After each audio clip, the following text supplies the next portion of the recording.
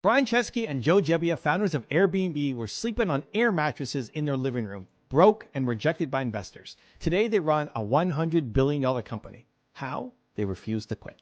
Back in 2007, Brian and Joe were living in a tiny, cramped apartment in San Francisco. They were struggling to make ends meet, barely able to pay their rent. At one point, Brian couldn't even afford to buy groceries. When a huge conference came to town and all the hotels were booked, the two friends had a wild idea. Turned their apartment into a place for people to crash.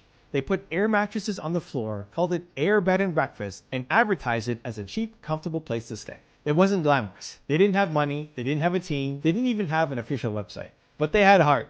They rented out their space to 3 guests, and for the first time in months, they made enough money to pay the rent. But that was just the beginning.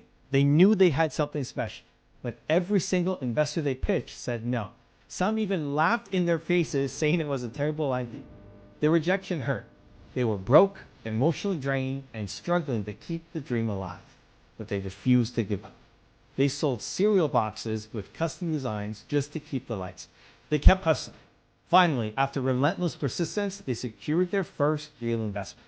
Airbnb took off, and the world began to take notice. The company went from a few air mattresses on the floor to revolutionizing the entire travel industry.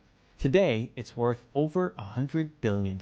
Brian and Joe went from being broke, rejected, and living on air mattresses to changing the way we travel.